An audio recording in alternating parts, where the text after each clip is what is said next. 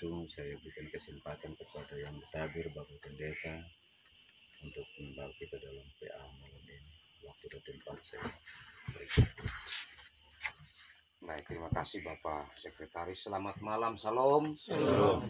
Baik rekan-rekan sekerja dalam Yesus Kristus yang kekasih, kita bersyukur untuk kesempatan indah yang kembali Tuhan berikan bagi kita untuk ber-PA bersama. Dan saya ajak kita mempersiapkan diri kita, hati kita untuk beribadah kepada Tuhan. Memulainya saja kita menyanyi Kidung Jemaat 100.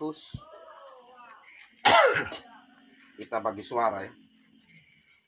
Jadi suara 1, muliakanlah.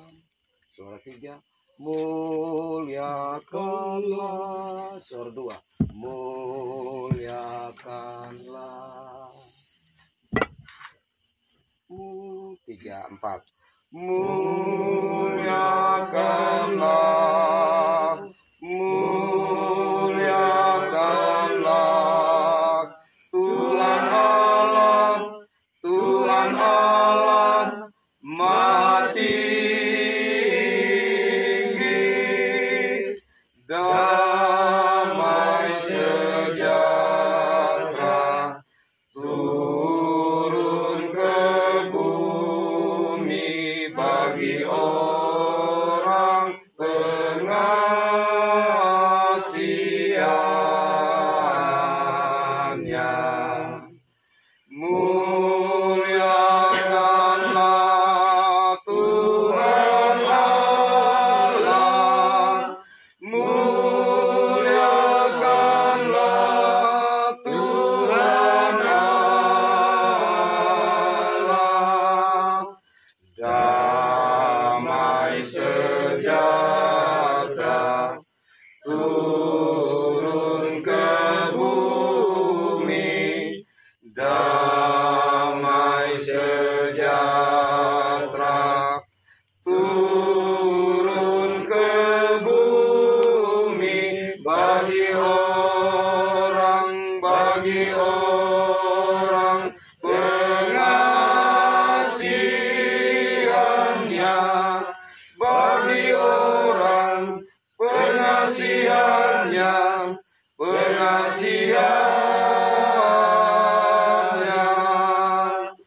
Muliakanlah, muliakanlah Tuhan Allah, Tuhan Allah Maha Tinggi. Damai sejahtera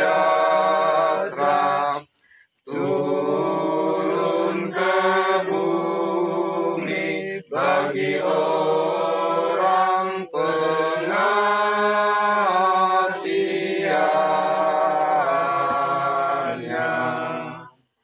Amin. Amin. Amin. Kita akan masuk dalam doa dan saya mohon kesediaan Bapak Penatua Hans untuk bawa kita dalam doa. Mari kita saat hati kita berdoa. Ya Allah Bapa dalam kerajaan surga, Bapa yang kami sembah lewat anakmu Yesus Kristus, Tuhan dan Juru Selamat kami. Kami mengucap syukur dan banyak terima kasih kepadamu Tuhan, karena Tuhan boleh memberi kami kesempatan untuk menikmati ini hidup, karena kasih penyertaan-Mu Tuhan. Pada malam hari ini Tuhan, kami boleh bersama-sama dalam PA majelis di rumah tangga Bapak Advent dan Mama Advent. Kami percaya Tuhan bahwa Tuhan hadir dalam kami bersama-sama untuk mau mendengarkan sabda dan kebenaran-Mu Tuhan. Ya Bapa, sebentar yang menyampaikan firman dan kebenaran-Mu, kiranya Tuhan kami boleh satu hati, satu pikiran untuk mau mendengarkan akan firman-Mu yang hidup baik kehidupan kami di muka bumi ini Tuhan. Dan kami anak-anak-Mu siap untuk mendengarkan itu. Inilah doa dan pengharapan kami Tuhan Yesus. Kami serahkan seluruh hidup kami hanya ke dalam tangan kasih-Mu. Amin. Amin. Terima kasih Bapak Penatua. Kekasih-kekasih Tuhan, kita masuk dalam kitab atau surat 2 Yohanes ya. Oke, karena 2 Yohanes ini hanya satu pasal ya.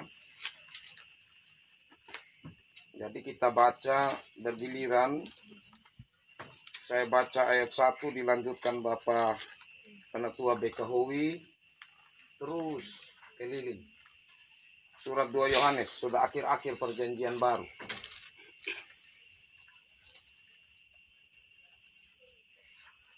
Sekali lagi kita baca bergiliran. Surat Yohanes yang kedua. Salam dari Penatua kepada ibu yang terpilih dan anak-anaknya yang benar-benar aku kasihi. Bukan aku saja yang mengasihi kamu, tetapi juga semua orang yang telah mengenal kebenaran. Oleh karena kebenaran yang tetap di dalam kita dan yang akan menyertai kita sampai selama-lamanya. Kasih karunia rahmat dan damai sejahtera dari Allah Bapa dan dari Yesus Kristus, Anak Bapa, akan menyertai kita dalam kebenaran dan kasih. Lanjut. Di bawah berikutnya tetaplah di dalam ajaran Kristus. Ayat 4. Aku sangat bersukacita bahwa aku mendapati bahwa separuh dari anak-anakmu hidup dalam kebenaran sesuai dengan perintah yang telah kita terima dari Bapa.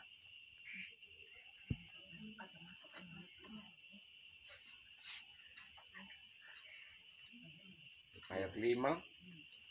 Dan sekarang aku minta kepadamu, Ibu, bukan seolah-olah aku menuliskan perintah baru bagimu, tetapi menurut perintah yang sudah ada pada kita dari mulanya, supaya kita saling mengasihi. Dan inilah kasih itu, yaitu bahwa kita harus hidup menurut perintahnya. Dan inilah perintah itu, yaitu bahwa kamu harus hidup di dalam kasih, sebagaimana telah kamu dengar dari mulanya.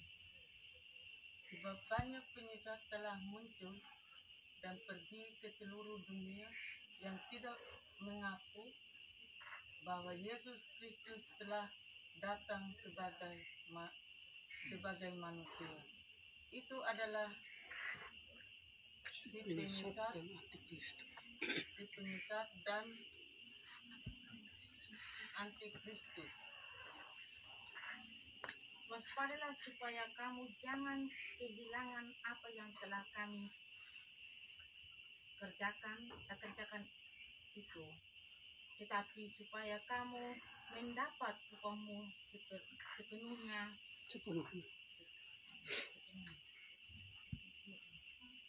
Lanjut. Setiap orang yang tidak tinggal di dalam ajaran Kristus, tetapi yang melangkah keluar dari situ tidak memiliki Allah. Barang siapa tinggal di dalam ajaran itu, ia memiliki Bapa maupun Allah. Jikalau seorang datang kepadamu dan ia tidak membawa ajaran ini, janganlah kamu menerima dia di dalam rumahmu dan janganlah memberi salam kepadanya. Sebab barang siapa memberi salam kepadanya, ia mendapat bagian dalam perbuatannya yang jahat. Sungguh pun banyak yang harus kutulis kepadamu. Aku tidak mau melakukannya dengan kertas dan tinta, tetapi aku berharap datang sendiri kepadamu dan berbicara berhadapan muka dengan kamu, supaya sempurnalah sukacita kita. Salam kepada kamu dari anak-anak saudaramu yang terpilih. Baik, terima kasih. Kekasih Tuhan, kita sudah membaca bergiliran bagian firman Tuhan. Dan berbahagialah setiap kita yang selalu rindu untuk membaca firman Tuhan, bersedia juga untuk merenungkannya dan mau melakukan memelihara firman Tuhan dalam hidup sehari-hari. Shalom. Shalom. Kekasih Tuhan, kalau yang lalu di kitab 1 Yohanes saya menyampaikan bahwa dia bukan dalam bentuk surat, tapi dalam bentuk narasi cerita, karena dimulai dengan prolog. Dia langsung pada apa yang mau disampaikan sebagai pesan atau nasihat kepada jemaat Tuhan. Sedangkan di surat 2 Yohanes ini jelas sekali, karena ini ada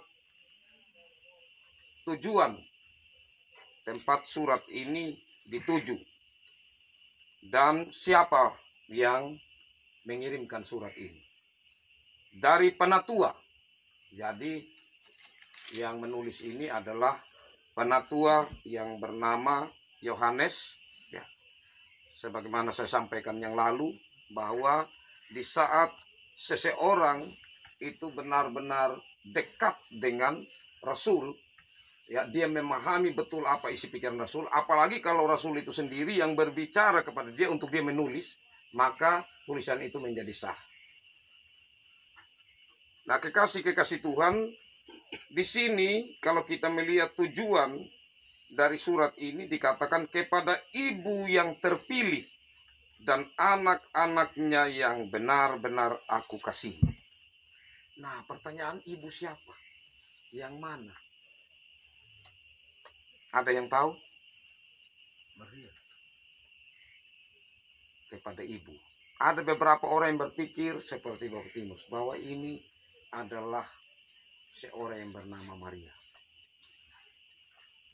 Tapi para ahli sepakat, ya, Bapak Mama kekasih Tuhan, bahwa ibu yang terpilih ini adalah persekutuan anak-anak Tuhan yang telah menerima Yesus Kristus sebagai Tuhan dan Juru Selamat, atau gereja. Jadi ini adalah bentuk feminim, ya, yang seringkali disematkan kepada umat pilihan Tuhan. Kalau dalam perjanjian lama, kita pasti pernah dengar ungkapan Putri Sion. Itu umat Israel, Yehuda, kumpulan orang-orang Israel disebut sebagai Putri. Nah, itu bagian feminim atau bagian perempuan. Jadi kalau kita pernah dengar ada maskulin, feminim, kalau maskulin itu ke arah laki-laki, sedangkan feminim itu ke arah perempuan. Ya. Jadi di sini gambarannya bahwa Yesus Kristus adalah mempelai laki-laki, gereja adalah mempelai perempuan. Atau dari sisi yang lain bahwa kita menyebut Allah sebagai Bapa, maka gereja menjadi ibu. Nah, jadi itu dalam kitab Yeremia juga yang lalu kalau saya khotbahkan, Bapak Mama bisa ikuti, ya. Bagaimana Yesus telah memilih, Allah telah memilih umat Israel itu, ya, menjadi pasangannya. Gitu. Tapi mereka selingkuh sana sini. Ingat kan itu khotbah Yeremia. Nah, akhirnya Allah bilang begini, oke lah, saya lupakan sudah semua. Kamu kembali menjadi anak darah atau anak perawan. Kita membangun hubungan dari semula. Nah, jadi umat pilihan itu digambarkan dari segi feminis atau dari segi perempuan. Nah, jadi di sini, ya, para ahli teolog bersepakat bahwa ibu yang terpilih itu adalah gereja atau satu pusat, ya, persekutuan, dan itu letaknya di pusat begitu. Macam kita di pusat Hukmada begitu. Jadi tujuan surat ini kepada gereja yang menjadi pusat, yang menjadi induk atau menjadi ibu. Nah, sedangkan anak-anak yang benar-benar aku kasihi, kalau kita lihat itu sejajar dengan ayat 13, salam kepada kamu dari anak-anak saudaramu yang terpilih. Jadi ada ibu yang terpilih, ada anak-anak yang terpilih. Nah, anak-anak yang terpilih ini ya adalah mereka. Jadi kalau tadi ibu itu gereja, maka yang menjadi anak-anak itu adalah warga jemaat. Itu yang anak-anak. Itu yang pertama, menunjuk pada pribadi ya. Menunjuk pada masing-masing orang itu disebut sebagai anak-anak yang terpilih. Tapi yang kedua, gereja-gereja kecil. Karena tadi ada induk, ada pusat, maka ada cabang-cabang begitu ya. Ada anak-anak mata jemaat. Ya, ada persekutuan-persekutuan yang kecil. Nah, itu yang kedua juga disebut sebagai anak-anak yang terpilih. Jadi anak-anak yang terpilih sekali lagi ada dua sisi. Yang pertama merujuk atau menunjuk pada pribadi setiap umat. Tapi yang kedua juga persekutuan yang lebih kecil. Jadi ibu itu adalah gambaran persekutuan yang utama, yang besar atau yang pusat begitu, atau induk. Nah, jadi kita dapat bayangkan kekasih-kekasih Tuhan bahwa di sini ada persekutuan yang besar, yang induk, ada juga persekutuan-persekutuan yang kecil, dan yang paling kecil adalah setiap pribadi dari umat itu. Itu disebut sebagai anak-anak. Nah, apa tujuan dari surat ini ditulis, kekasih-kekasih Tuhan? Surat ini ditulis yang pertama sekali. Ini berbicara tentang kasih yang sekaligus kebenaran. Jadi tidak terpisah. Berbicara tentang kasih yang dilandasi oleh kebenaran. Atau kebenaran yang dijalankan berdasarkan kasih. Jadi ini dua hal yang tidak terpisah satu dan yang lain. Nah, berbicara tentang kasih sekaligus kebenaran, maka ini hal yang bagi penulis bukan hal baru. Bukan hal baru. Jadi kalau di ayat 5 dikatakan, dan sekarang aku minta kepadamu, ibu, bukan seolah-olah aku menuliskan perintah baru bagimu, tetapi menurut perintah yang sudah ada pada kita dari mulanya. Perintah apa? Supaya saling mengasihi. Nah, supaya saling mengasihi, tapi landasannya adalah kebenaran. Itu di ayat 4, aku sangat bersuka cita bahwa aku mendapati bahwa separuh dari anak-anakmu hidup dalam kebenaran sesuai dengan perintah yang telah kita terima dari Bapa. Kenapa ini penting? Mama kasih Tuhan, karena begini. Allah adalah kasih. Perintah utama adalah kasih. Dan tentang kasih, semua manusia itu punya kasih. Karena sebagai gambar dan rupa Allah yang dari mulanya telah diberikan sifat Allah yang salah satunya adalah kasih, maka manusia memiliki kemampuan untuk menyatakan kasih. Nah, kekasih-kekasih Tuhan hanya tidak cukup berbicara tentang kasih itu. Kenapa? Karena sekali lagi semua manusia ini kan bisa berbuat kasih. Tetapi kasih harus seiring juga dengan kebenaran. Nah, tentang kebenaran inilah yang penting sekali untuk dipegang dan dijalani oleh baik itu ibu atau gereja secara persekutuan maupun sebagai anak-anak atau organ. Jadi secara organisasi dan organ atau pribadi-pribadi dari gereja itu. Nah, kebenaran seperti apa? Kekasih-kekasih Tuhan. Pada waktu itu gereja sedang ditantang dengan hal ajaran. Ayat 7 ya. Sebab banyak penyesat telah muncul dan pergi ke seluruh dunia yang tidak mengaku bahwa Yesus Kristus telah datang sebagai manusia. Jadi di sini ada yang tidak mengakui bahwa Yesus itu benar-benar telah mengalami satu proses inkarnasi atau Allah yang kemudian datang ke dalam dunia menjadi manusia dalam diri Yesus Kristus. Itu istilah yang tidak bisa digantikan. Nah, harus kita ingat istilah ini, bahwa inkarnasi, proses di mana Allah menjadi manusia, hanya ada dalam Yesus Kristus proses itu. Nah, kekasih-kekasih Tuhan ini tidak diterima oleh bidat atau ajaran-ajaran tertentu, tapi ajaran itu sudah menyebar dan juga sudah masuk dalam jemaat yang dilayani atau yang ada di dalam konteks pelayanan dari Yohanes. Nah, ini merupakan sebuah bahaya. Sebuah ajaran yang sudah melenceng dari kebenaran yang sesungguhnya, yang selama itu telah diajarkan oleh Yohanes ini. Sehingga dia mau mengatakan bahwa dari yang saya tulis ini, ya, tidak cukup. Begitu. Nanti saya akan datang sendiri supaya kamu mendengar secara langsung banyak hal yang saya sampaikan. Pastilah itu berhubungan dengan ajaran-ajaran. Nah, kekasih-kekasih Tuhan, memang tantangan pada waktu itu tentang ketritunggalan Allah, terlebih khususnya tentang Yesus Kristus. Panjang dalam sejarah perjalanan gereja, ya, tentang Yesus Kristus. Yesus Kristus ini apakah hanya diterima dia sebagai manusia biasa, sebagai nabi yang terakhir setelah Yohanes, ataukah dia ini harus diterima sebagai Tuhan? Ada lagi yang bilang kita terima sebagai Tuhan, tetapi dia bukan manusia, hanya gambaran saja sebagai manusia. Karena tidak mungkin kalau dia Tuhan dia harus disalib dan mati, hal yang tidak mungkin. Jadi perkembangan ajaran waktu itu bermacam-macam tentang Yesus Kristus. Ini menjadi suatu tantangan bagi gereja mula-mula. Dan tantangan tersendiri bagi para rasul yang telah bersama-sama selama itu dengan Yesus, yang telah menyaksikan Yesus, yang telah bahkan dalam kitab sebelumnya telah meraba atau menyentuh Yesus. Ya, mereka harus tetap untuk mengajarkan tentang ajaran yang mendasar, doktrin atau dogma yang sebenarnya, yang tidak bisa diganggu-gugat, yang harus dipegang teguh, tidak bisa digantikan dengan ajaran-ajaran yang muncul pada waktu itu.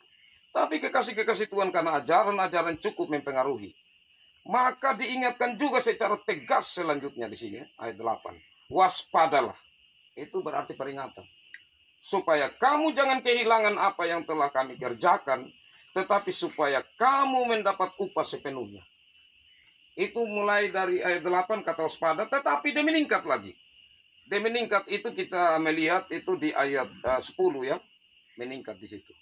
Jikalau seorang datang kepadamu dan ia tidak membawa ajaran ini, janganlah kamu menerima dia di dalam rumahmu dan janganlah memberi salam kepadanya. Berarti ini satu hal yang harus ya tegas dipegang oleh umat. Tidak bisa main-main. Tidak bisa untuk membuka peluang untuk ajaran itu masuk dan mempengaruhi kehidupan umat waktu itu. Jadi benar-benar suatu perjuangan yang tidak mudah bagi para rasul waktu itu, Bapak Mama ya. Mereka berjuang betul untuk ajaran yang benar, ajaran sesungguhnya itu tetap menjadi pegangan bagi umat. Nah, kita bersyukur ya, karena kita dipanggil oleh Tuhan untuk menyatakan tentang ajaran yang benar ya, dan lewat PA ini kita selalu belajar ya. Meskipun tidak banyak yang kita tangkap, yang kita bawa pulang, tetapi setiap kali kita PA pasti kita akan perlahan-lahan memahami bahwa ajaran yang sesungguhnya yang kita pegang itu seperti apa ya, tentang kehidupan kekristenan kita, Protestan, terlebih khususnya gereja Kristen Sumba. Karena semuanya berasal dari Alkitab itu sendiri. Nah, kekasih-kekasih Tuhan, nah di sini di dalam menyatakan tentang kasih dan kebenaran, ya kita melihat agak sedikit seperti kontra, begitu ya. Karena di sisi lain penulis atau Yohanes ini menyampaikan tentang kasih, ya kan? Tetapi di sisi lain kan dia bilang jangan kamu terima, bahkan memberi salam. Ini seperti bertentangan ya. Tadi dia mengajarkan kasih, kok sekarang dia seperti ada pilihan bahwa ini harus dibenci. Ya. Dan memang di sini kekasih-kekasih Tuhan, hal yang menjadi sebuah penegasan bahwa kasih dan kebenaran itu tadi. Jadi kasih kalau tidak dilandasi kebenaran, maka kasih itu menjadi rendah. Kasih itu dia menjadi rendah. Tetapi kebenaran tanpa kasih akan menjadi hambar. Karena kasih itulah yang membangun semangat, kasih itulah yang membangun cinta kasih. Nah, karena itu kenapa di sini ada kalimat kunci. Ibu yang terpilih, anak-anak yang terpilih. Ini mengingatkan kepada pemilihan Allah bagi umat Israel. Kalau masih ingat khotbah yang lalu saya sampaikan bahwa umat Israel itu mereka melanggar perintah. Yang pertama Tuhan bilang begini, kamu jangan ambil atau kawin-mawin dengan perempuan di luar Israel atau non-Yahudi. Ingat ya, bahwa kamu harus tetap menjaga itu. Tetapi karena hutang piutang, ya, karena ingin supaya finansial mereka baik atau ekonomi mereka baik, mereka ceraikan istri-istri mereka dan kawin dengan non-Yahudi yang bagi mereka bisa mengatasi masalah finansial mereka atau masalah ekonomi mereka. Nah, jadi umat yang terpilih memang diasingkan, disendirikan untuk apa? Untuk menyatakan siapa Allah itu yang telah memilih mereka. Nah, untuk hal ini maka mereka harus menjaga hidup mereka, harus menjaga persekutuan mereka, harus menjaga kekudusan mereka. Nah, hal inilah yang kembali disampaikan untuk umat pilihan Allah di perjanjian baru lewat gereja. Jadi lewat gereja Allah memanggil. Jadi gereja atau eklesia yaitu orang yang dipanggil dari kegelapan masuk dalam terangnya yang ajaib.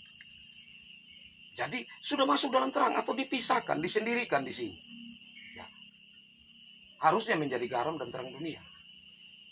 Bukan melebur dengan dunia atau hidup seperti cara hidup dunia. Kasih dinyatakan, tetapi kebenaran sekaligus berjalan di situ. Nah, sehingga di saat melihat hal seperti ini, maka firman Tuhan yang lain bahkan mengatakan untuk hal-hal yang prinsip, ya, sebagaimana jangan bersalam, ada juga dengan jangan bergaul dengan mereka. Ya, sebenarnya itu hal bukan tidak mengasihi, tetapi sebuah tindakan atau upaya untuk menyelamatkan sebenarnya. Ya, sebagaimana kita orang yang dipandang sebagai anak-anak oleh Bapa, maka kita ya pasti akan ditegur. Bukan karena tidak kasih, tidak sayang, tetapi itu satu didikan dari Tuhan. Jadi saya, Bapak Mama, kekasih Tuhan, saya renungkan firman Tuhan ini. Ya, saya sangat bersyukur kalau Allah ya memilih saya, mengangkat sebagai anaknya. Wah, luar biasa, Bapak Mama. Memang kita merasa seperti kecil ya. Kok macam Tuhan anggap kita anak-anak. Padahal itu mulia. Kenapa, Bapak Mama? Karena anak-anak itu, saya perhatikan, saya punya anak di rumah. Begitu. Kalau saya apa yang dia buat itu, contohnya Elma yang sudah tidak ini, saya pukul pelan begitu. Tapi dia rasa itu satu yang menyakitkan dia. Dia menangis. Tapi sebentar dia datang, dia bilang, Bapak marah sama saya, ampun sudah. Ya, artinya saya merenungkan, saya bilang, wih luar biasa ya kalau kita sebagai anak-anak, kita langsung apa yang Tuhan lakukan dalam hidup kita mungkin sebagai ujian hidup. Ya kita marah sedikit sama Tuhan, tapi sebentar kita rindu lagi, kita bilang, Tuhan jangan marah ya tadi saya begini. Itu sikap yang baik sekali sebagai anak-anak. Artinya kita merasa bahwa Tuhan itu memperlakukan kita sebagai anak-anak yang dia kasih. Firman Tuhan mengatakan, siapakah Bapa yang tidak akan mendidik anaknya, menjara anaknya kalau anaknya itu nakal. Tapi sebenarnya tindakan itu karena cinta kasih. Cinta kasih. Tetapi jangan mengharapkan anak itu mati. Atau maksudnya kita betul-betul marah itu melampaui yang sebenarnya seharusnya kita lakukan. Atau kita marah itu yang membuat dia sampai pada akhirnya merasa jiwanya sangat tergoncang dan pengaruhi pertumbuhan. Saya pikir Tuhan tidak melakukan itu dalam hidup kita. Nah, kekasih Tuhan, disinilah hal kasih dan kebenaran itu yang mau dinyatakan oleh penulis surat Yohanes di suratnya yang kedua ini. Dan kiranya bagian firman Tuhan ini ya, menjadi pegangan bagi kita di dalam menjalankan tugas panggilan kita ya, untuk bagaimana kita tetap menjaga ajaran sebagai gereja Kristen Sumba dengan doktrin-doktrin yang ada ya, untuk kita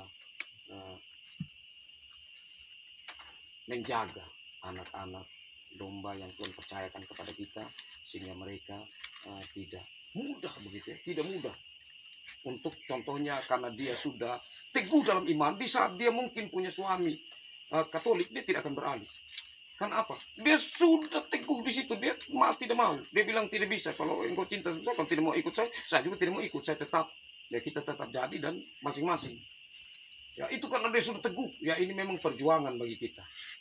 Ya, kita doakan bersama lewat perkunjungan, lewat PKS, lewat ibadah di mimbar atau ibadah minggu, ya, lewat kata kesasi. Kita doakan bersama semua supaya ajaran-ajaran yang pokok, yang mendasar, ya tetap menjadi pegangan bagi anak-anak kita, sehingga dorong tidak mudah goyah, sehingga kita tidak bilang saja, yang penting Kristen, dia mau Katolik, kok dia mau di Betel, kok dia mau di Pentekost, sama merah boleh, ya. Tidak bisa. Itulah yang kita harus pegang secara utuh sebagai gereja. Nah, dan inilah yang dapat saya bagikan kekasih-kekasih Tuhan dalam kesempatan indah ini bagi kita, dan saya berikan kesempatan seluas-luasnya bagi kita untuk kita berbagi berkat bersama, baik itu lewat tambahan-tambahan atau mungkin ada pertanyaan untuk kita sama-sama saling berbagi berkat. Saya berikan kesempatan dan saya mulai dari seperti tadi juga waktu baca firman dari Bapak Natua Bekahui, belum Bapak Fian, dari Mam Nina, Mam Ambu. Oh ya. Saya sini yang saya bertanyakan di ayat yang 11. Iya. Sebab barang siapa memberi salam kepadanya, ia mendapat bagian dalam perbuatannya yang jahat. Iya. Sebenarnya kata salam kalau kita di sini kan kita terima dengan baik atau apa. Dan ternyata di sini dia bilang ini perbuatannya yang jahat. Ini saja kembali. Baik, terima kasih. Ada yang mau bantu untuk mau jawab?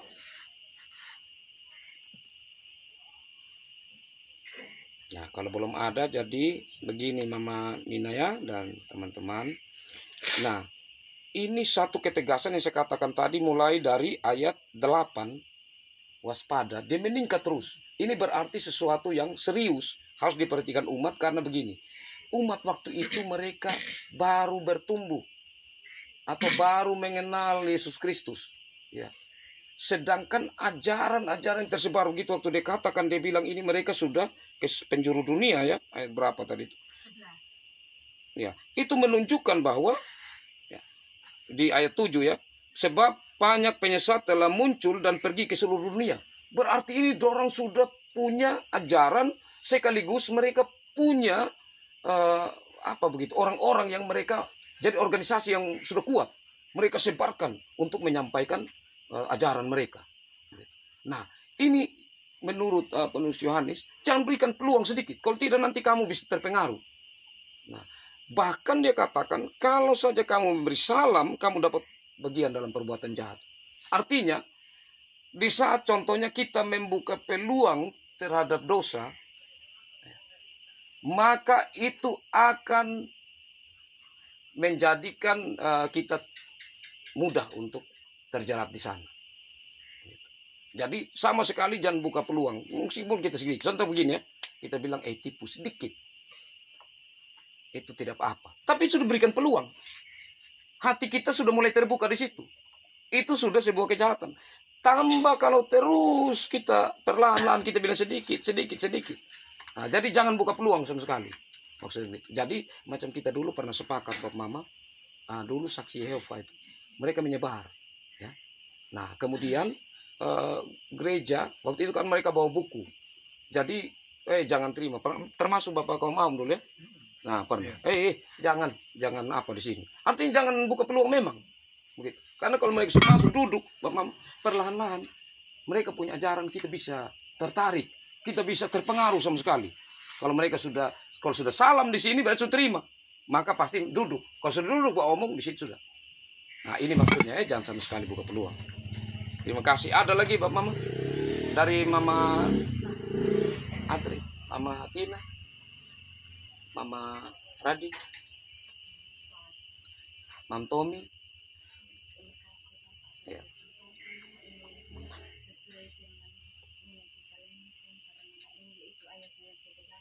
Waspadalah supaya kamu jangan kehilangan apa yang telah kami kerjakan itu, tetapi supaya kamu mendapatkan upahmu sepenuhnya. Kalau kita renungkan dalam kehidupan kita sehari-hari, tentu kalau kita tidak berwaspada, mudah kita tergoyah. Bahkan apa yang kita dengarkan pada malam ini, tentu kita bisa kita temui dalam kehidupan kita. Dan tentang menyebab kadang-kala juga kita sebagai orang Kristen, kalau kita tidak kuat di dalam iman, tentu kita pengaruh dari godaan apapun. Dan marilah sesuai firman ini, terlebih dahulu kita sebagai anak Tuhan dan kita sebagai terang, kita perlu kita waspada. Jangan sampai kita tidak tahu apa yang terjadi dalam kehidupan kita, yaitu tentang ini waspada. Karena banyak godaan, apa yang dikatakan oleh Pak Pendeta tadi, yaitu tentang penyebaran. Kadang-kala juga ada yang mempengaruhi akan iman kita. Dan ini, mari kita sebagai pengikut Kristus, kita membuka teladan di dalam kehidupan kita untuk kita berwaspada. Dan itu saya katakan positif. Baik, terima kasih Tommy. Ya, selanjutnya Bapak bisa dong penutua. Baik, terima kasih Bapak. Ada di ayat 12 itu.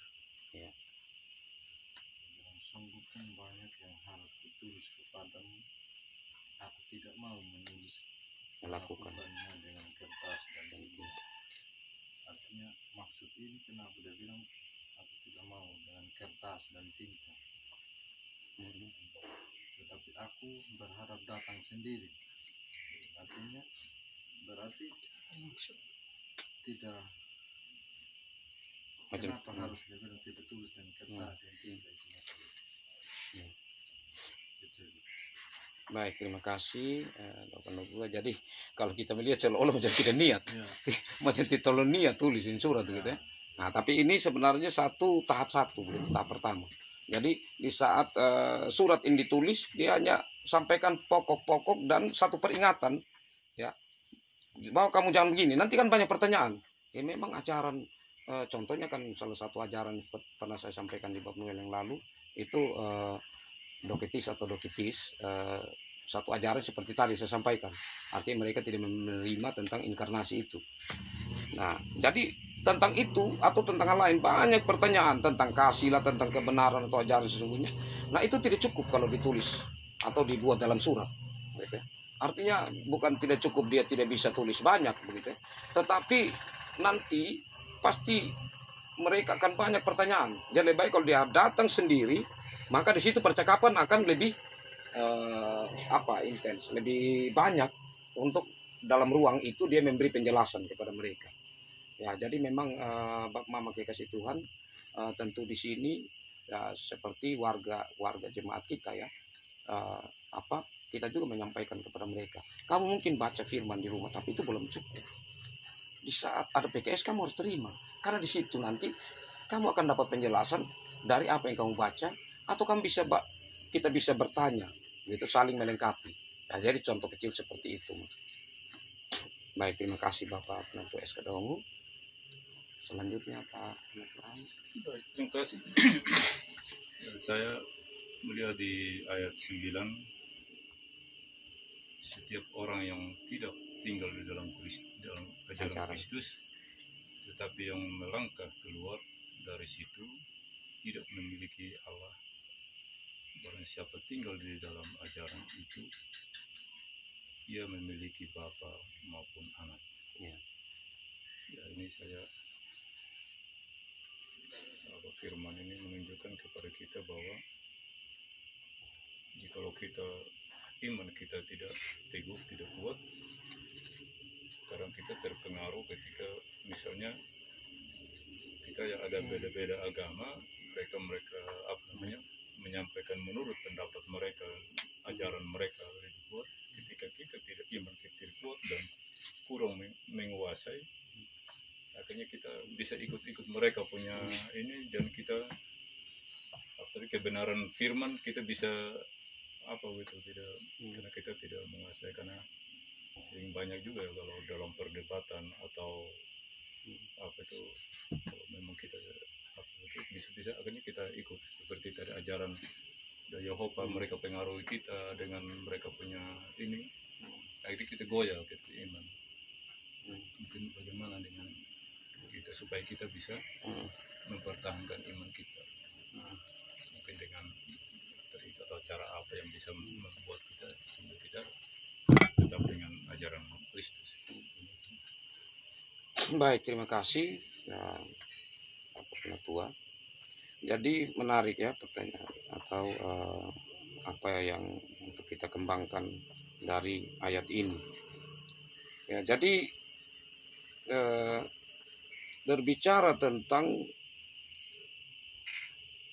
apa ya, ajaran Kristus, sebenarnya dia upah ini. Jadi itu dia sangat terikat dengan ayat 8 bagian akhir. Ya.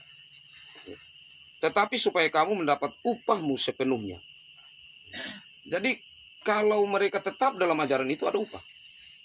Gitu ya. Sedangkan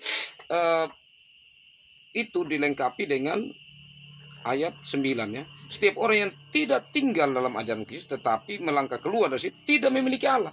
Berarti upah ini berhubungan dengan Allah, dan barang siapa tidak tinggal dalam ajaran, ia memiliki tinggal di dalam itu, ia memiliki Bapa maupun Anak. Jadi Allah, pada dasarnya kita tahu dalam diri Allah itu ada Bapa, ada Anak, ada Roh Kudus. Nah, tapi ini kan masalah yang terjadi mungkin masalah Roh Kudus, mereka tidak ada yang salah. Tidak ada ajaran yang berbeda-beda.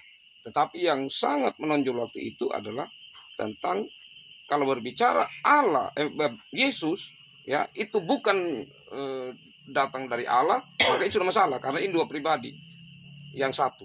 Begitupun berbicara tentang Yesus ini, ya benar-benar bukan manusia, itu berarti sudah mengingkari yang satu atau Bapa yang telah mengutus anaknya yang tunggal itu. Nah, ajaran ini berarti di sini kita dapat satu pemahaman bahwa upah itu adalah Allah sendiri. Nah, upah itu adalah Allah sendiri. Kenapa? Ya karena Allah itu sendiri adalah sumber kasih dan kebenaran. Kita mengenal kasih dan kebenaran kalau kita berpegang atau bergantung sepenuhnya kepada Allah dalam pribadi Bapa, Anak, Roh Kudus. Nah, yang berikutnya ada upah lain. Ya, karena Allah yang kita percaya Bapa kasih dan kebenaran, Yesus kasih dan kebenaran. Nah, ini tidak berdiam diri. Artinya dia terus bekerja. Tidak sesaat. Seperti setelah karya penyelamatan selesai. Karena itu kita bisa bandingkan itu di ayat 2. Ya, itu upah. Oleh karena kebenaran yang tetap di dalam kita dan yang akan menyertai kita sampai selama-lamanya. Berarti ini upah, yaitu penyertaan Allah yang tidak berkesudahan. Jadi berpegang kepada. Nah, yang terakhir menurut Tuhan terus bagaimana cara kita? Jadi cara kita supaya bisa tetap dalam ajaran itu seperti apa? Saya sebenarnya ini menyampaikan tapi saya ya sampaikan sudah. Itu sebenarnya saya persiapan itu untuk 24 malam. Ya, tapi saya sampaikan sedikit. Bahwa cara kita itu adalah berdoa. Salah satu. Selain membaca Alkitab. Berdoa. Karena begini Bapak Mama. Bagaimana saya tetap di dalam Allah? Bagaimana saya percaya kepada Allah? Sedangkan saya tidak mempercayakan hidup saya kepada Dia. Saya tidak membangun hubungan yang mesra dengan Dia. Salah satu caranya saya contohnya bangun pagi berdoa. Terima kasih Tuhan. Karena saya percaya bahwa Dialah yang telah melindungi saya. Itu yang pertama. Terima kasih Tuhan. Dan selanjutnya mempercayakan hidup. Tuhan, saya berjalan sepanjang hari ini. Sertai saya Tuhan. Karena kita percaya Tuhan tidak diam. Tuhan itu akan menyertai kita sebagaimana janjinya.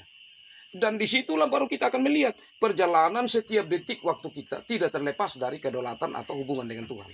Itu pasti. Jadi apa yang kita alami baik susah maupun senang tidak akan terlepas. Karena kita terikat dengan Allah. Ini upah. Nah, jadi gambarannya seperti itu. Bisa ditangkap ya. Bisa ya? Oke, jadi salah satu caranya itu Pak Hans adalah berdoa, yang kemudian tetap dalam ajaran itu adalah, jadi itu membangun hubungan. Yang kedua, terus membaca Alkitab. Yang ketiga, bersedia mengikuti persekutuan-persekutuan, karena disitulah kita semakin memahami ajaran-ajaran gereja atau yang Alkitabiah, atau apa yang Tuhan kehendaki yang sesungguhnya dalam hidup kita. Ya, jadi ini 3 hal yang tidak bisa terlepas. Ya, jadi berdoa, membaca firman Tuhan, dan bersedia merenungkannya. Termasuk lewat persekutuan-persekutuan kita hadir untuk terus merenungkan kebenaran firman Tuhan. Disitulah kita memahami ajaran itu dan bisa tetap di dalamnya. Itulah yang direnungkan oleh penulis surat Yohanes ini, sehingga dia katakan tidak cukup lewat surat. Seakan ketemu, supaya banyak hal di situ akan mengikat. Salah satu cara yang dilakukan supaya mereka tertanam betul dan tidak mudah goyah. Dan cara yang lainnya kita baca tadi itu, jangan memberi salam, jangan sedikit buka peluang. Artinya sudah banyak hal-hal yang secara tersirat maupun tersurat sudah saya sampaikan tadi. Dari Bapak ini, Bapak Mul, Bapak ini, dari Bapak ini,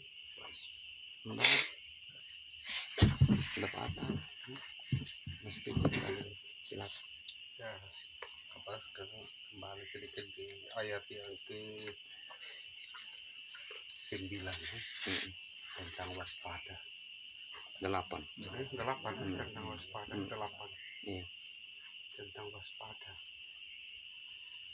Kita sekarang sebagai jemaat, sebagai warga jemaat, sebagai gereja di zaman modern ini, di zaman yang serba canggih ini, memang perlu kita waspada. Ini bukan sesuatu yang rahasia lagi. Mulai dari diri kita sebagai penetua dan diaken, kita waspada. Karena yang disebut penyesat itu, ajaran-ajaran penyesat itu juga tidak datang dari mana-mana. Ada di sekitar kita.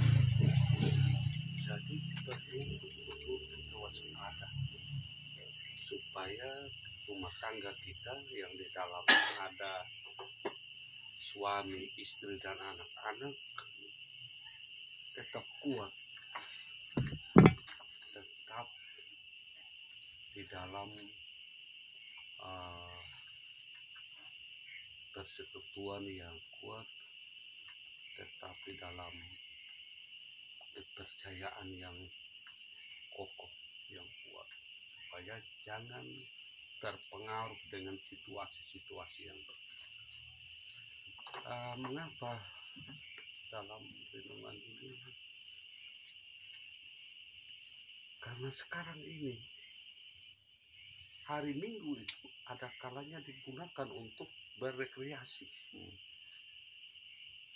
Hari Minggu itu ada kalanya digunakan sebagai waktu untuk berrekreasi.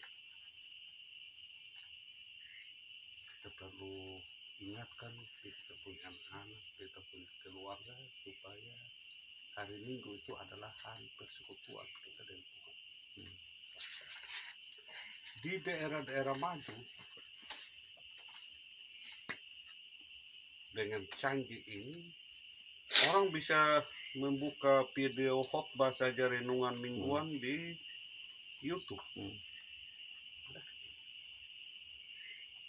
Misalnya di Belanda juga itu ada banyak gereja yang kosong, tidak ada masjid jemaat. Mereka, kalau kita tidak waspada sebagai jemaat, kita terputus kita di jemaat. Jangan sampai kita punya warga, kita punya anak-anak ini terpengaruh dengan situasi yang begini. Jadi perlu memang kita sebagai penatua, diaken, warga jemaat, waspada ini dengan tetap menyatakan kebenaran. Kalau hari Minggu ya hari Minggu penggereja. hal yang perlu juga kita waspadai Pak Mam. Jadi mohon maaf bukan karena ini. Kalau satu hari saya sudah tidak pergi gereja karena sesuatu, jangan sampai minggu depan juga membuat saya tidak pergi gereja lagi. Satu hari saja. Atau saya tidak jalankan tugas pelayanan saya PS yang ada besok. Jangan sampai besok juga punya halangan yang begitu. Jadi perlu di dalam diri kita ada sebuah prinsip kebenaran bahwa saya ini adalah anak Tuhan. Dalam keseharian saya hidup sesungguhnya saya percayakan kepada Tuhan, berarti lewat persekutuan, lewat doa kita. Sekarang ini ya, kalau khotbah yang lalu itu banyak yang memang meninggalkan istri karena harta. Perlu memang kita tanamkan sedini mungkin terhadap anak-anak kita, adik-adik kita, supaya di dalam menempuh pendidikan mereka perlu ada sebuah prinsip di mana mereka mengutamakan Kristus sebagai penopang hidup mereka. Ini yang perlu kita waspadai tengah zaman yang modern ini. Mungkin itu yang saya tambahkan. Kurang lebihnya saya ucapkan mohon maaf. Saya kembalikan. Ya. Terima kasih ya, orang tua, terima kasih Bapak Mama semua.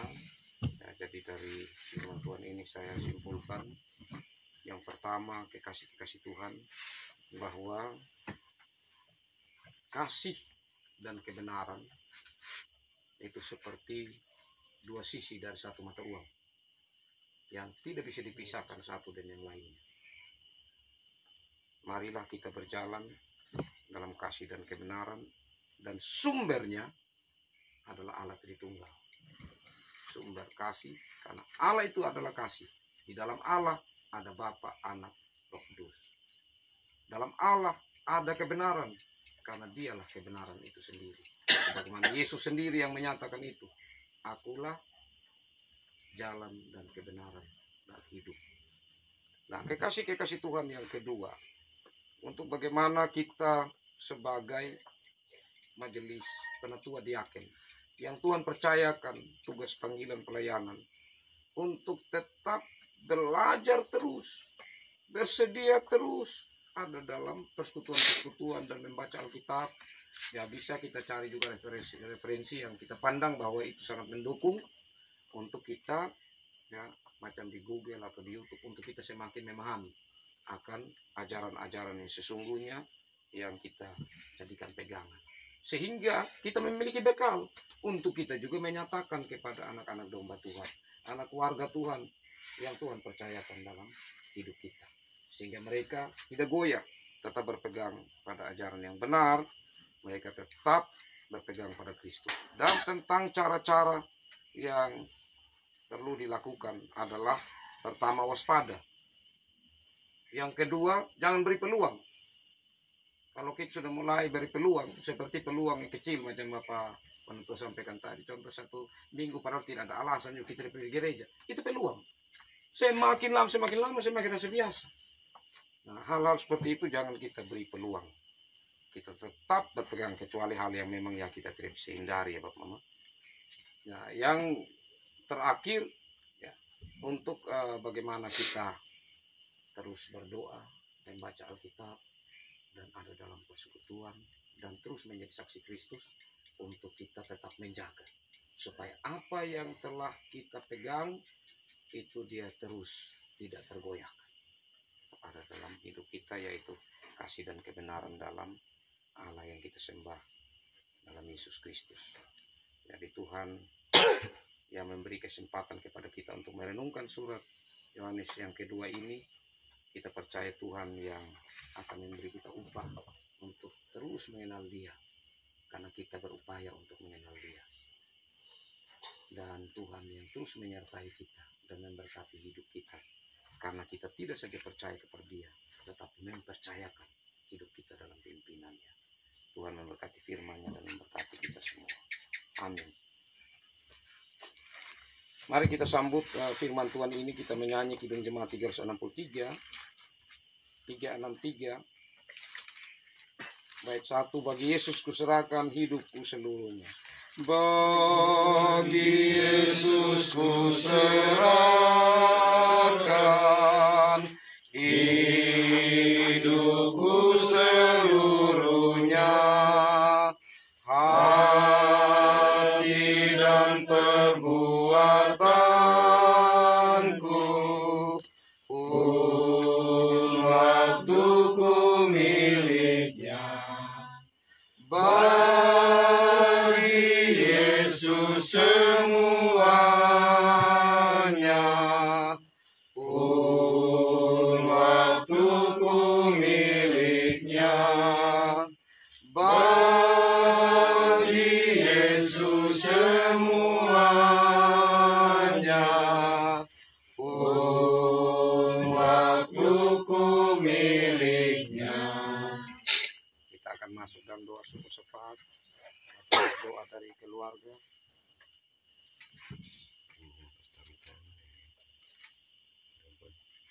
Anak-anak cuaca di sekarang ada pilek, kebetulan kita ada masih tetap lanjut terus pekerjaan. Semoga bisa tetap Tuhan memberikan kesehatan bagi kami sekeluarga maupun Tuhan dan semua saudara-saudara yang selalu membantu. Adanya akan kapan? Ini Graciela. Nanti saya mohon sebentar Bapak Noel bantu lanjut doa ya. Karena yang lalu sebenarnya bagian di paham situ Bapak Noel yang doa firman, karena habis di Bapak Noel di paham so. Jadi Bapak Noel yang sebenarnya pimpin tapi terlewatkan dengan sekaligus makan ya. Jadi nanti bagiannya Bapak Noel di doa untuk kami semua yang ada di sini dan yang tidak hadir, dan kemudian doa untuk persembahan untuk makan dan kita berpisah. Nanti setelah saya ucapan haleluya Bapak Noel lanjutkan. Mari kita satu hati dalam doa, kita berdoa. Kami datang bersyukur kepadamu ya Tuhan untuk kesempatan indah yang Tuhan berikan bagi kami. Kami bersekutu sebagai pelayan-pelayan Tuhan, sebagai majelis jemaat Panatua Diaken yang khususnya di pusat Pemada ini, bahkan bersama dengan Koster. Terima kasih Tuhan, kami bertemu dengan keluarga kami di sini. Bersama-sama kami memuji memuliakan nama Tuhan. Bersama-sama kami mendengar firman Tuhan, merenungkannya, berbagi berkat bersama lewat firman Tuhan ini. Kami menyadari Tuhan terbatas dari apa yang kami mampu menyampaikan, yang kami pikirkan. Kami percaya Roh Kudus Tuhan yang melihat hati kami yang rindu untuk terus mendalami firman Tuhan.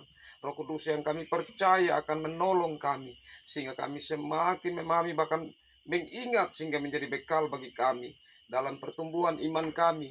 Terlebih dari itu, dalam tugas panggilan menjadi saksi Tuhan sebagai penatua dan diaken bagi anak-anak domba yang Tuhan percayakan kepada kami.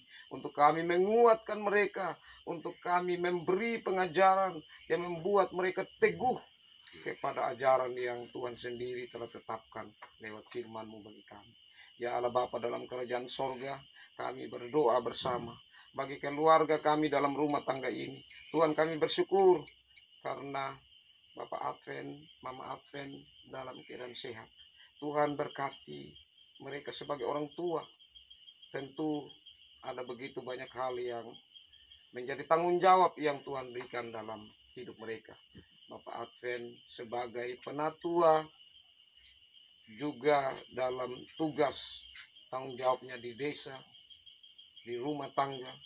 Mama Advent dalam tanggung jawab di sekolah, di rumah. Tuhan mari berkati mereka.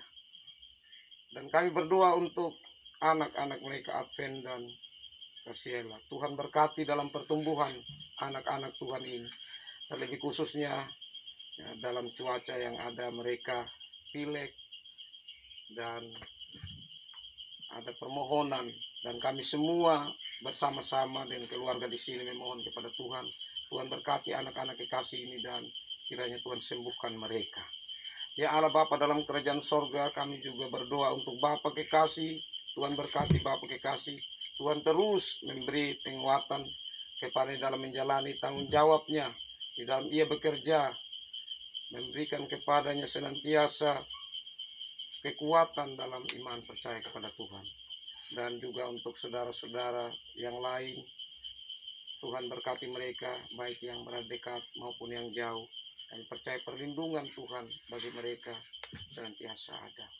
Termasuk untuk keluarga yang ada di Kupang, Tuhan berkati Kakak Hendrik juga, Bapak John Oga, keluarga di sana. Tuhan berkati mereka, anak-anak yang menjalani kuliah di sana. Tuhan mari berkati. Ya Allah Bapa dalam kerajaan sorga, kami doakan untuk semua jemaat Tuhan. Mari Tuhan berkati baik di pusat dan cabang-cabang. Biarlah kami menjalani hidup ini dengan terus ada pertumbuhan, peningkatan dalam iman percaya kami, dalam persekutuan kami sebagai anak-anak Tuhan yang telah Tuhan pilih, yang telah Tuhan sendiri utus untuk kami menjadi yang berbagi kasih dan kebenaran dalam kehidupan kami. Ya Allah Bapa dalam kerajaan sorga, dalam kesempatan yang kami doakan bagi kami yang pada umumnya adalah petani, dengan curah hujan yang ada, kami mohon menjadi berkat bagi kami untuk kami menikmati pekerjaan kami sebagai petani dan panen yang akan kami nikmati bersama.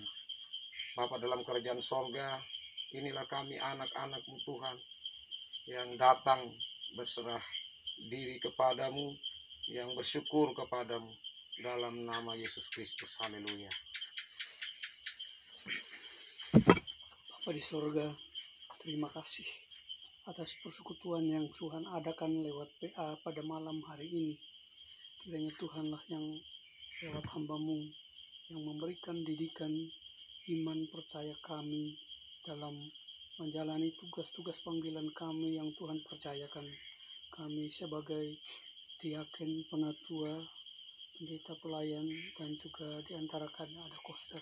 Tuhan, ini semuanya kami hanya berharap kepadamu. Tuhan yang memberikan kekuatan buat kami, kekuatan iman terutama, dan juga kesehatan yang kami senantiasa rindukan untuk kami dapat menjalankan tugas-tugas tanggung jawab kami. Tuhan, juga kami ingat akan saudara-saudara kami yang pada malam hari ini tidak bersama-sama dengan kami. Kiranya Tuhan juga yang mengetahui akan keberadaan mereka. Mungkin mereka berhalangan karena sesuatu, ataupun mungkin mereka sakit. Kiranya Tuhanlah yang melayani mereka dan sembuhkan. Bapa di surga, di saat kami bersekutu, ada persembahan yang telah diberikan tuan rumah. Dengan juga kami sama-sama memberikan tangan untuk menjadikan satu. Tuhan, sebelum kami manfaatkan, berkati sehingga berguna untuk kemuliaan bagi nama-Mu di pelayanan kami di Jemaat Hukum Ada. Bapa di surga, di saat kami bersekutu juga tuan rumah telah menyediakan makan dan minum buat kami semua sebagai kebutuhan jasmani kami. Tuhan, bagi mereka yang telah mempersiapkan, Tuhan berkati, berikan kekuatan mereka, kesehatan, dan juga kami pada saat ini. Kiranya Tuhan yang memberikan kekuatan untuk makanan ini menjadi obat penawar, bahkan menjadi kekuatan bagi kesehatan kami untuk melanjutkan seluruh kegiatan hidup kami. Tuhan, sebentar seusai akan kami makan malam dan akan berpisah satu dengan yang lainnya. Kiranya Tuhanlah yang menghantar kami di rumah tangga kami masing-masing dengan sukacita. Ini doa sembahyang kami, dalam nama Yesus kami berdoa. Amin. Amin. Baik, saya mohon Bapak, kita doa khusus lagi untuk rumah yang diminta untuk didoakan Bapak Aceh yang lalu. Itu pas sidang majelis, jadi saya tidak sempat datang di sini, dan Bapak Aceh mohon untuk tadi kita doakan bersama. Jadi saya mohon untuk kita kembali satu hati dalam doa khusus untuk rumah ini ya. Mari kita berdoa. Allah Bapa di sorga, Tuhan sumber segala berkat, hikmat, semangat, cinta kasih, kekuatan, dan berbagai rezeki. Tuhanlah yang memberi hikmat kepada Bapak Abten sekeluarga untuk mereka merencanakan pembangunan rumah mereka. Dan apa yang mereka rencanakan, Tuhan sudah buka jalan melalui fondasi yang sudah dibangun. Ya Allah Bapa di sorga, tentu mereka sungguh rindu untuk rumah ini terus dikerjakan sampai selesainya. Kepada Tuhanlah sumber segala berkat, mereka berharap. Karena itu mari Tuhan memberkati apa yang anak-anak Tuhan di sini butuhkan. Bahkan tukang yang sudah dipercaya Tuhan berkati, dan saudara-saudara yang turut terlibat dalam pekerjaan rumah ini Tuhan berkati. Dan tanah serta bangunan yang sedang dibangun ini biarlah ada dalam berkat Tuhan. Terima kasih Tuhan, terima kasih. Dalam Yesus Kristus kami berdoa. Amin. Demikian ibadat kita. Tuhan Yesus memberkati. Shalom. Saya kembalikan Bapak Sekretaris.